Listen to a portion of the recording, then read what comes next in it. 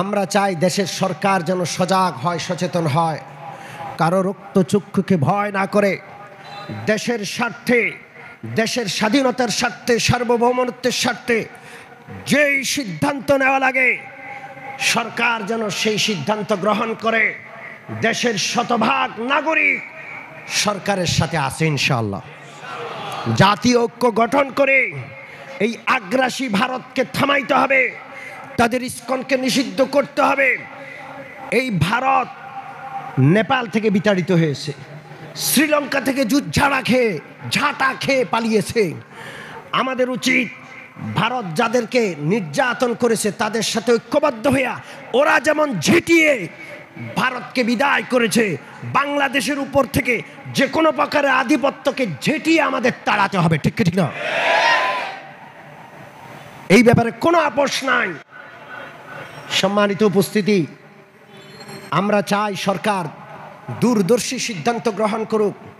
ভারত আমাদের জন্য চিকিৎসা বন্ধ করেছে, ওই গোবর খানেওয়ালা, গরুর সোনা খানেওয়ালাদের কাছ থেকে আমাদের চিকিৎসা নেওয়ার দরকার নাই।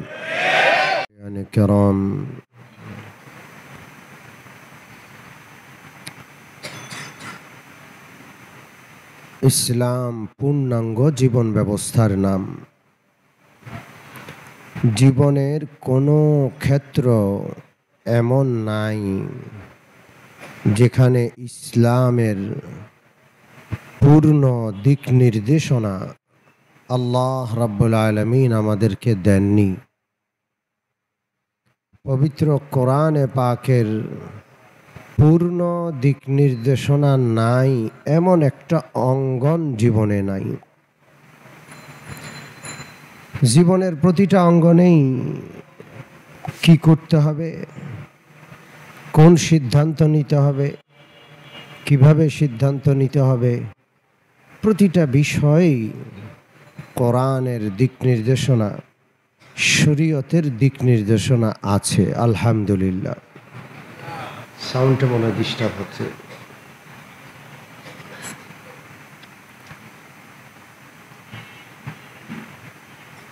সম্মানিত মুসল্লিয়ানে কেরাম, শরীয়তের দিক নির্দেশনাগুলো মানলে জীবনের প্রতিটা অঙ্গনে সেটাকে বাস্তবায়ন করলে পৃথিবীতে শান্তি, পরকালে মুক্তির সনদ গ্যারান্টি রয়েছে। কার পক্ষ থেকে? আল্লাহ রাব্বুল আলামিনের পক্ষ থেকে। যদি ইসলাম না মানা হয়, ইসলামের বিধানগুলো বাস্তবায়ন না করা হয়, দুনিয়াতে শান্তি নিরাপত্তার গ্যারান্টি নাই, পরকালে মুক্তিরও কোনো গ্যারান্টি নাই। আমরা উভয়টাই চাই, কিন্তু ইসলাম মানতে চাই না। রিজিকের বরকত চাই, নামাজ পড়তে ভাল লাগে না। এরকম মানুষ আছে না নাই? রিজিকের বরকত কে না চাই? সবাই চাই, কিন্তু নামাজ পড়তে কেউ রাজি না। وَأْمُرْ أَهْلَكَ بِالصَّلَاةِ وَاصْطَبِرْ عَلَيْهَا لَا نَسْأَلُكَ رِزْقًا نَحْنُ نَرْزُقُكَ وَالْعَاقِبَةُ لِلتَّقْوَى। ও নবীজি, আপনি আপনার পরিবারকে নামাজের নির্দেশ দেন এবং নিজেও নামাজের ব্যাপারে যত্নবান হন। আমি আপনার কাছে রিজিক চাই না। নাহনু নারযুকুকা, আমি রিজিকের মালিক, আমি আপনাকে রিজিক দিব। পরিবারের সব সদস্য যদি নামাজি হয়, নামাজের ব্যাপারে যত্নবান হয়, তাহলে রিজিক দেওয়ার ওয়াদার গ্যারান্টি দিচ্ছেন কে? এখন কেউ নামাজ পড়বে না, রিজিক চাই। রিজিক আসবে, টাকা আসতে পারে, পয়সা আসতে পারে, শান্তি আসবে না, রিজিকের বরকত পাবে না।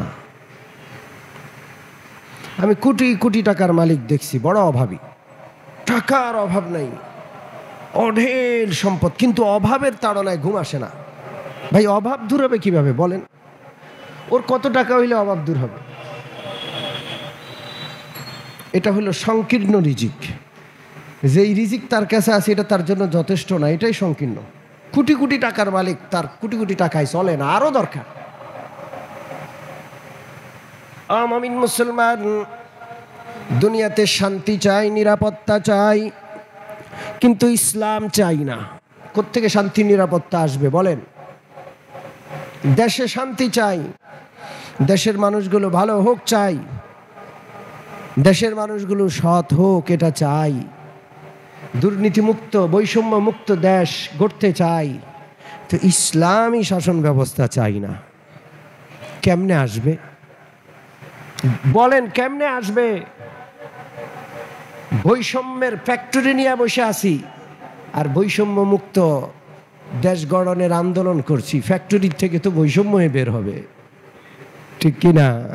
এ গোটা শাসন ব্যবস্থা বৈষম্যে ভরা, গোটা আদালত ব্যবস্থা বৈষম্যে ভরা। আপনার টাকা আছে, বিচার আপনার পক্ষে, টাকা নাই, আপনি যতই সৎ হন, ভালো হন, নিরপরাধ হন, আপনার কোনো দাম নাই।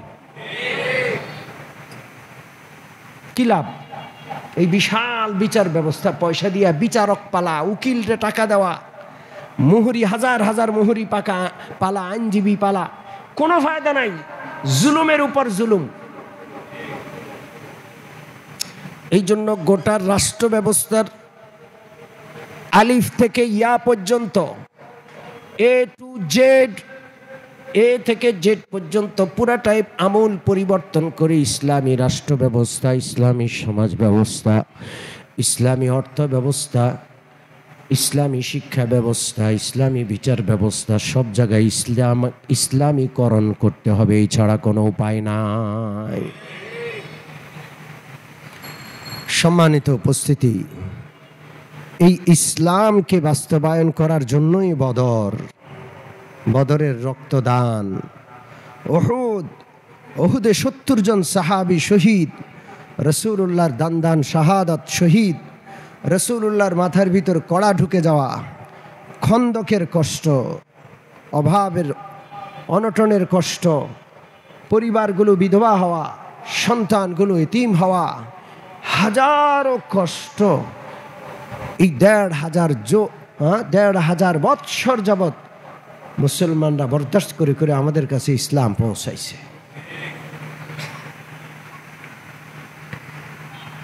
এই ইসলাম ১৫০০ বছরের কান্নার ফল, সাগর রক্তের ফল। এই ইসলাম ইসকনের মতো উগ্রবাদী, হিন্দুত্ববাদী জিনিসগুলো, এই কীটগুলো ফু দিয়া ইসলামের বাতি নিভাইতে পারবে না। আমাদের ইসলাম তাজমহলকে কেন্দ্র করে না। তাজমহল ভেঙে দিলে ইসলাম শেষ হয়ে যাবে, এগুলো আমরা মনে করি না ইনশাআল্লাহ। খাজা মঈনুদ্দিন চিশতির মাজার কেন্দ্র করে ইসলামের কোনো সম্পর্ক নাই। আমরা তো বরং চাই সমস্ত মাজারগুলো মাটির সাথে মিশায়া দেখ। আমাদের ইসলামের সম্পর্ক লা ইলাহা ইল্লাল্লাহর সাথে, আমাদের ইসলামের সম্পর্ক কোরআনের বিধানের সাথে, কোনো স্থাপনার সাথে ইসলামের সম্পর্ক নাই। কথা ঠিক কি ঠিক না?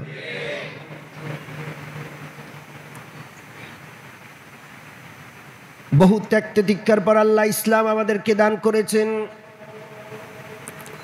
এই জন্য কারো ফুৎকারে ইসলাম নিভে যাবে না। আল্লাহ রাব্বুল আলামিনের ঘোষণা, ইউরিদুনা লিইউতফিউ নূরাল্লাহি বিআফওয়াহিহিম ওয়াল্লাহু মুতিম্মু নূরিহি ওয়ালাউ কারিহাল কাফিরুন। আল্লাহ রাব্বুল আলামিনের বাতিকে, আল্লাহ রাব্বুল আলামিনের প্রজ্বলিত চেরাগকে কাফের বেঈমান ইসলামের দুশমনরা ফুৎকার দিয়ে নিভিয়ে দিতে চায়। আল্লাহ রাব্বুল আলামিন বলছেন, ওয়াল্লাহু মুতিম্মু নূরিহি, আল্লাহ তাআলা তার নূর, তার আলোকে প্রজ্বলিত করবেন, পূর্ণতা দান করবেন। কাফেররা অপছন্দ করলেও, না চাইলেও, চক্রান্ত করলেও এই পূর্ণতা পাবেই পাবে। আল্লাহু আকবার। তারা ফুৎকার দিয়ে নিভাতে পারবে না। এই জন্য কবি বলেন, চরাগেরা কে ইজ্জত বর ফরোজাদ, চরাগেরা কে ইজ্জত বর ফরোজাদ, হারা কসদম জনদ রে শশ বসোজাদ, হারা কসদম জনদ রে শশ বসোজাদ।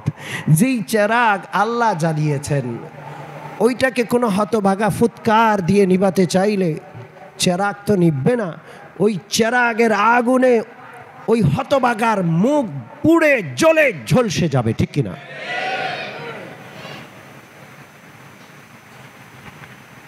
সম্মানিত মুসল্লিয়ানে কেরাম, গোটা বিশ্বের সমস্ত অমুসলিম শক্তি মুসলমানদের বিরুদ্ধে এক, ঠিক কিনা?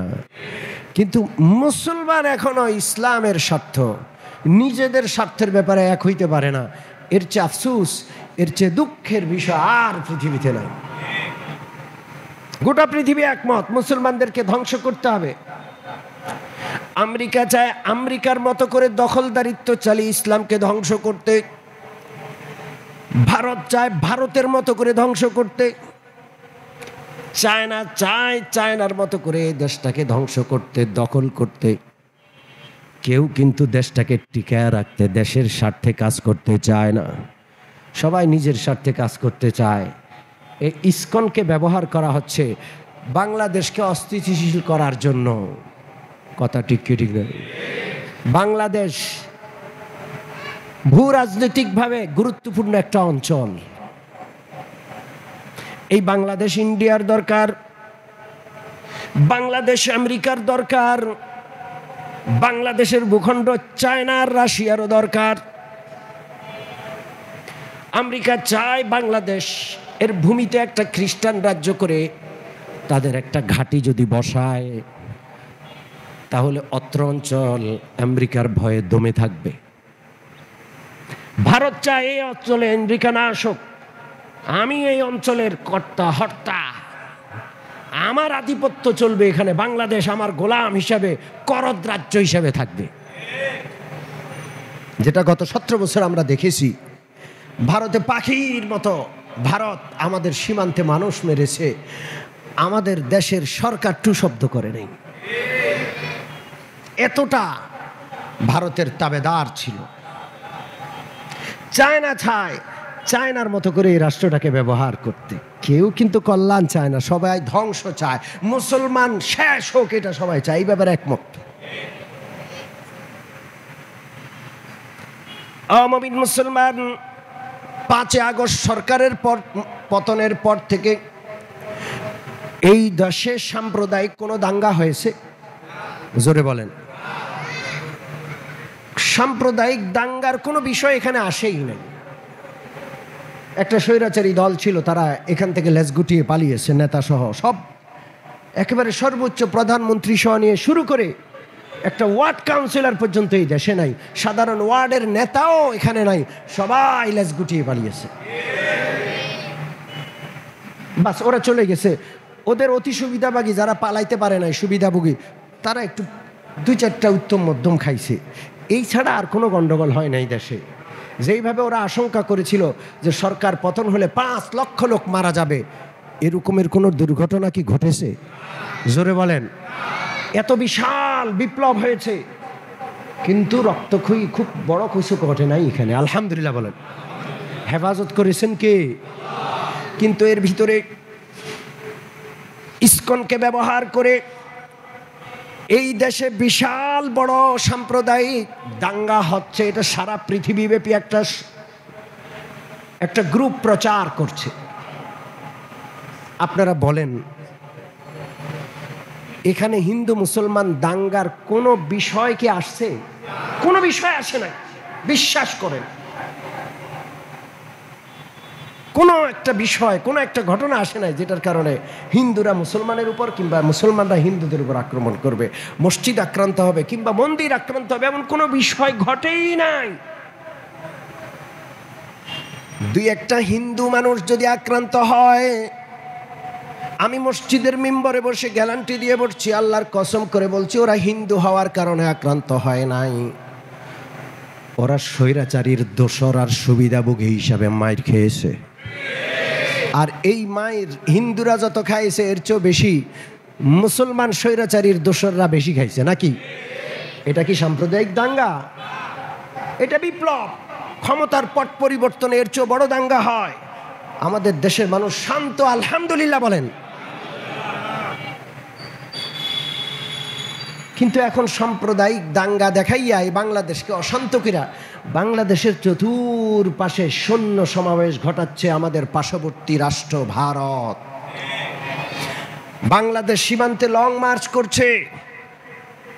বাংলাদেশের দূতাবাস ত্রিপুরাতে আক্রমণ করে বাংলাদেশের পতাকাকে অবমাননা করেছে। দূতাবাসের ভিতরে সাধারণ হিন্দুত্ববাদী উগ্র জঙ্গিবাদীরা ঢুকে ভাঙচুর করেছে। একটা রাষ্ট্রের দূতাবাসে, যেই রাষ্ট্রে এই দূতাবাস, ওই রাষ্ট্রের সৈন্য পুলিশ বাহিনী ঢুকা নিষেধ, এমনকি ওই রাষ্ট্রের সরকারও ওই দূতাবাসে বিনা অনুমতিতে ঢুকতে পারবে না। দূতাবাস এত সংরক্ষিত এরিয়া,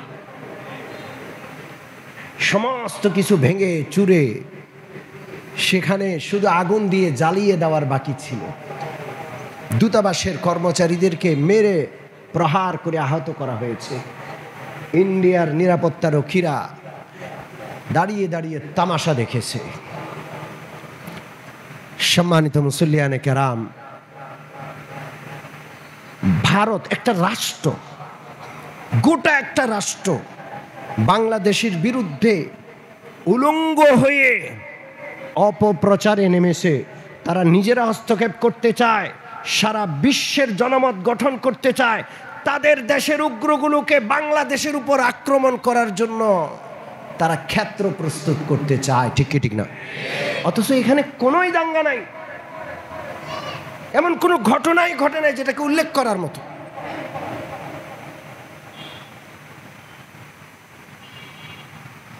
আমিন মুসলমান, ভূরাজনৈতিকভাবে বাংলাদেশ গুরুত্বপূর্ণ। এই জন্য আমেরিকার টার্গেট পার্বত্য অঞ্চল এবং আমেরিকার টার্গেট রংপুর অঞ্চল, দুইটা অঞ্চল টার্গেট। ভারতেরও টার্গেটে দুইটা অঞ্চল অস্থিতিশীল করে দুইটা অঞ্চলকে দখল করে নেওয়া। যদি পার্বত্য অঞ্চল দখল করতে পারে তাহলে ভারতের একটা ভূখণ্ড আরেকটা ভূখণ্ডের সাথে বিশাল ঘুরে যাতায়াত করা লাগে, ওই বিশাল দূরত্ব ছোট্ট হয়ে যাবে। রংপুর যদি দখল করতে পারে ভারতের চিকেন নেকের যাতায়াত সহজ হয়ে যাবে। ঠিক খ্রিস্টানরাও এটা চাচ্ছে। কোটি কোটি, হাজার হাজার কোটি, মিলিয়ন ট্রিলিয়ন ডলার বিনিয়োগ করছে ওখানে অবাধে মুসলমানদেরকে খ্রিস্টান বানাইয়া ওই এলাকাগুলোকে খ্রিস্টান রাজ্য করার জন্য, বাংলাদেশকে ভেঙে বাংলাদেশের ভূখণ্ডকে টুকরো টুকরো করার জন্য এই দোনো পরাশক্তি আপোষে প্রতিযোগিতা করছে। মনে করেন না কেউ আমাদের পক্ষে, আমাদের স্বার্থে কাজ করতে হবে, করবে। মুসলমানদের পক্ষে একমাত্র আল্লাহ ছাড়া আর কেউ নাই।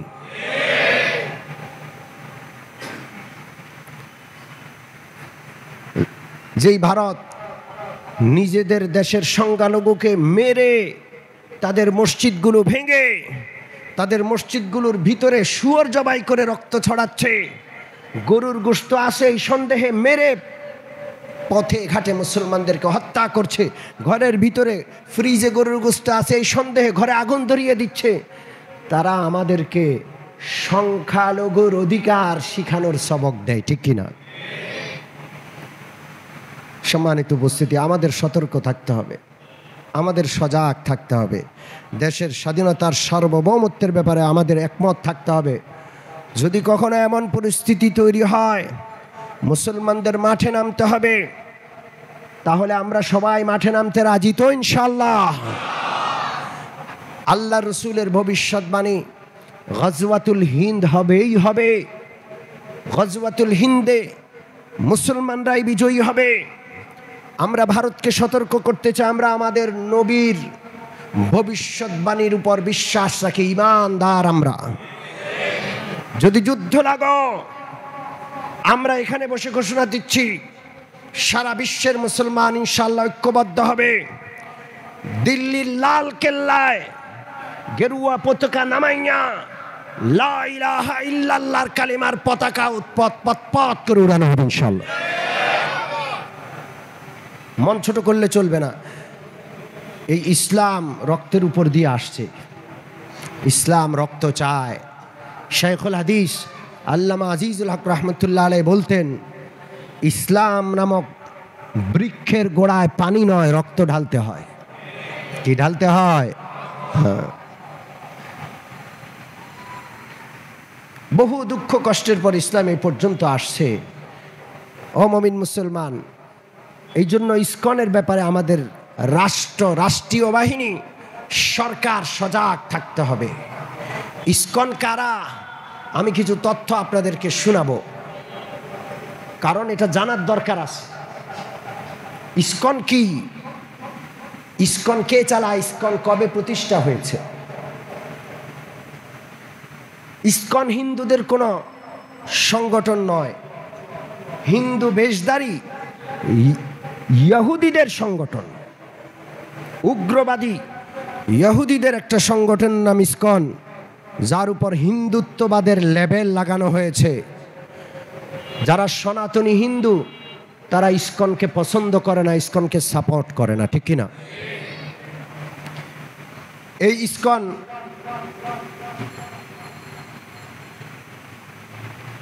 (1966 সালে এই সংগঠনটা সর্বপ্রথম এই সংগঠনের গোড়াপত্তন স্থাপন করে অভয়চরণার বৃন্দ ভক্তিবদস্ত স্বামী প্রভুপাদ। সে ভারতে না, আমেরিকাতে এটার ভিত্তিপ্রস্তর স্থাপন করে। সে যখন ইসকনের ভিত্তিপ্রস্তর স্থাপন করলো, সনাতনীরা ওর বিরুদ্ধে দাঁড়ায় গেল। কিন্তু তার আশেপাশে বিশাল বড় বড় ইহুদি ধনে কবের, বিশাল বড় বড় খ্রিস্টান কোম্পানি তার পাশে আছে। হিন্দুরাও অসহায় হয়ে পড়ল। এটা জঙ্গিবাদী একটা সংগঠন। এদের এজেন্ডা হলো কি? এরা কি চায়? এদের এজেন্ডা হলো পৃথিবীকে জবন মুক্ত করো। জবন বলা হয় মুসলমানকে। পৃথিবীতে কোনো মুসলমান রাখবে না তারা। কি রাখবে না? জোরে বলেন। কোনো মুসলমান রাখবে না।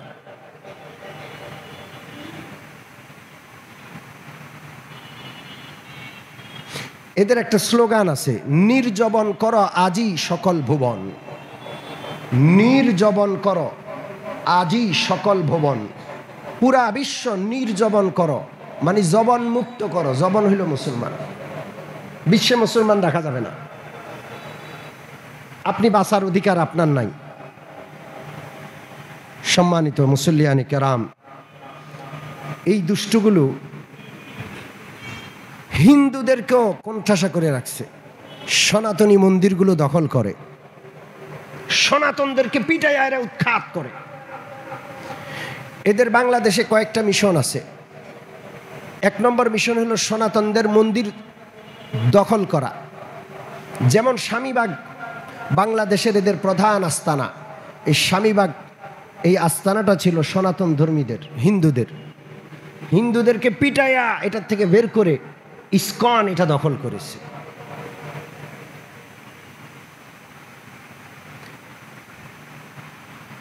সিলেটে ইতিমধ্যেই সনাতন ধর্ম অবলম্বীদের রথযাত্রার উপর তারা হামলা চালিয়েছে। যেই নেতার নেতৃত্বে হামলা চালানো হলো সেই নেতার নাম মিন্টু ধর। এদের 2 নম্বর এজেন্ডা। 1 নম্বর সনাতন ধর্মের মন্দিরগুলো দখল করা। 2 নম্বর এজেন্ডা হলো বাংলাদেশের মসজিদগুলোকে সাম্প্রদায়িক হামলা করা। কোথায় হামলা করা? জোরে বলেন। গত সপ্তাহে চট্টগ্রামের আদালত প্রাঙ্গণে যে আক্রমণ করেছে তারা, আদালত প্রাঙ্গণের মসজিদটি তারা ভাঙচুর করেছে। চট্টগ্রামের আদালতের মসজিদটি তারা ভাঙচুর করেছে। স্বামীবাগ মসজিদের তারাবির নামাজ বন্ধ করে দিয়েছে। গত কয়েক বছর আগে স্বামীবাগ মন্দিরের পাশে, ইস্কন মন্দিরের পাশে মসজিদ, তারাবির নামাজ একটু দীর্ঘ সময় ব্যাপী হয়, খতম তারাবি। ওরা তখন ঢোল তাবলা পিটায়। তো ওদেরকে অনুরোধ জানানো হলো যে আপনারা অন্তত আমাদের নামাজের সময় একটু ঢোল তাবলাটা বন্ধ রাখেন। তারা সেখানে মসজিদের উপর গোলা বারুদ বন্দুক দিয়ে আক্রমণ করছে। তারপরে সেই সময়ের সরকারের, যেহেতু থানায় থানায় প্রত্যেকটা পুলিশ স্টেশনের ওসি হিন্দু বসাইছে, সেখানকার হিন্দু ওসির নেতৃত্বে মুসলমানদেরকে অবাধে গ্রেপ্তার করা হয়েছে। মুসলমানদের উপর সাম্প্রদায়িক দাঙ্গার অপবাদ লাগাইয়া মুসলমানদেরকে একচেটিয়া গ্রেপ্তার করছে, গুলিও করছে, গ্রেপ্তারও করছে। মুসলমান নির্যাতিত হয়েছে, তারাবির নামাজ বন্ধ করা হয়েছে। এ কয়েক বছর আগের ঘটনা। সম্মানিত মুসল্লিয়ানে কেরাম, এরপরে 3 নম্বর এজেন্ডা হইল বিভিন্ন সাম্প্রদায়িক সংগঠন তৈরি করা। যেমন জাতীয় হিন্দু মহাজোট, জাগো হিন্দু, বেদান্ত, এই সকল নামে তারা হিন্দুদের বিভিন্ন উগ্রবাদী সংগঠন তৈরি করছে। এবং ইতিমধ্যেই সারা বাংলাদেশে ফেসবুকে, সোশ্যাল মিডিয়া একটা বিষয় আমরা পেয়েছি যে ওরা মুসলমান মেয়েদেরকে পটিয়ে নিজেকে মুসলমান পরিচয় দিয়ে বিয়ে করে, প্রেম করে। ওদের একটা মিশন হলো যে মুসলমান মেয়েদের পেটে হিন্দু বাচ্চা ঢুকায় দাও। ওদের একটা ফেসবুক গ্রুপ আছে, কে কয়টা মুসলমান মেয়েকে প্রেমের ছলনা করে ধর্ষণ করেছে, কয়টা মেয়ের পেটে বাচ্চা দিয়ে দিয়েছে, এগুলো তারা হিসাব দেয়। চিন্তা করেন কত নিচু এই জাতি, গোবর খাওয়া, গরুর চনার মুখ খাওয়া জাতি, এটা কত নিচু হতে পারে। সম্মানিত মুসল্লিয়ানে কেরাম, আমাদের দেশে যত ধর্ম অবমাননা হয়, কিছুদিন পর পর দেখবেন বরিশালে রসুলুল্লাহকে গালি দিছে, সিলেটে আল্লাহ রসুলকে গালি দিয়েছে, অমুক জায়গায় কোরআন অবমাননা করেছে। কিছুদিন পর পর দেখবেন এরকম তৈরি হচ্ছে, গণ্ডগোল বাঁধিয়ে দিচ্ছে। এই সকল ধর্ম অবমাননাকারী বেশিরভাগ ইস্কনের লোক। 4 নম্বর, এরা বাংলাদেশের প্রশাসনে ঢুকার জন্য টাকার বস্তা নিয়ে নামছে। হিন্দু ইস্কনের সদস্যদেরকে প্রশাসনের গুরুত্বপূর্ণ জায়গায় বসাবে, এর জন্য যত টাকা খরচ হোক। আমরা গত সরকারের আমলে দেখছি হিন্দু হইল এই দেশের 4%, 5%, অথচ সরকারি চাকরিতে হিন্দু চলে আসছে 20%-এর বেশি। দেশের 400-450 থানার মধ্যে প্রায় 300 থানার উপরে ওসি হলো হিন্দু, সচিব উপসচিব পর্যায়ে সব হিন্দু। আরে আল্লাহ, এটা তো হিন্দু রাষ্ট্র না। এর বিপরীত ভারতে গিয়ে দেখেন, ভারতের মুসলমানের পার্সেন্টেজ কত, আর চাকরির কোনো কোটা নাই, মুসলমানদের কোনো চাকরি হবে না। এক কথা, কোণঠাসা করতে করতে মুসলমানদেরকে ভারতে 3য় নয়, 4র্থ নয়, 5ম, 6ষ্ঠ শ্রেণীর নাগরিক বানাইছে। মুসলমানদের এলাকা পরিষ্কার পরিচ্ছন্ন রাখা হয় না, মুসলমানদের এলাকাকে গান্দা করা হয়, মুসলমানের এলাকায় মাদক ঢুকিয়ে দেওয়া হয়, মুসলমান ছেলেদেরকে সন্ত্রাসী বানানোর জন্য তাদের হাতে অস্ত্র তুলে দেওয়া হয়। এইভাবে মুসলমানদেরকে শেষ করার জন্য যত চক্রান্ত সব পার্শ্ববর্তী রাষ্ট্রতে হয়। আর আমাদের রাষ্ট্রতে আমাদের কোনো আপত্তি নাই, যেই পরিমাণ পার্সেন্টেজ ইনসাফপূর্ণ তারাও পদ পাবে, তারাও আমাদের দেশের নাগরিক, তাদেরকে আমরা 2য় শ্রেণীর নাগরিক মনে করি না। কিন্তু তারা চক্রান্ত করে ইস্কন কোটি কোটি ডলার বিনিয়োগ করে, তারা যেহেতু আমরা ঘুষখোর আর দুর্নীতিবাজ জাতি, চাকরির ক্ষেত্রেও ঘুষের লেনদেন হয়। যেই পরিমাণ ঘুষ হিন্দুদের পক্ষ থেকে দেওয়া হয়, মুসলমান প্রার্থীর পক্ষ থেকে দেওয়া হয় না। যার ঘুষ বেশি তার চাকরি হবে। তারা দেশের সমস্ত পর্যায়ে ইস্কন বসিয়ে দিয়েছে। সম্মানিত উপস্থিতি, আজকে শুধু ইস্কন সম্পর্কে, ইসলাম বিরোধী কঠিন শত্রু সম্পর্কে আলোচনা করলাম। আমরা চাই দেশের সরকার যেন সজাগ হয়, সচেতন হয়, কারো রক্তচক্ষুকে ভয় না করে দেশের স্বার্থে দেশের স্বাধীনতার স্বার্থে, সার্বভৌমত্বের স্বার্থে যেই সিদ্ধান্ত নেওয়া লাগে সরকার যেন সেই সিদ্ধান্ত গ্রহণ করে। দেশের শতভাগ নাগরিক সরকারের সাথে আছে ইনশাআল্লাহ। জাতীয় ঐক্য গঠন করে এই আগ্রাসী ভারতকে থামাইতে হবে, তাদের ইস্কনকে নিষিদ্ধ করতে হবে। এই ভারত নেপাল থেকে বিতাড়িত হয়েছে, শ্রীলঙ্কা থেকে ঝাঁটা খেয়ে পালিয়েছে। আমাদের উচিত ভারত যাদেরকে নির্যাতন করেছে তাদের সাথে ঐক্যবদ্ধ হইয়া, ওরা যেমন ঝেঁটিয়ে ভারতকে বিদায় করেছে, বাংলাদেশের উপর থেকে যে কোনো প্রকারের আধিপত্যকে ঝেঁটিয়ে আমাদের তাড়াতে হবে। ঠিক ঠিক না? এই ব্যাপারে কোনো আপোষ নাই।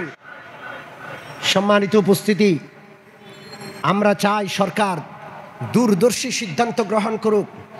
ভারত আমাদের জন্য চিকিৎসা বন্ধ করেছে, ওই গোবর খানেওয়ালা, গরুর সোনা খানেওয়ালাদের কাছ থেকে আমাদের চিকিৎসা নেওয়ার দরকার নাই।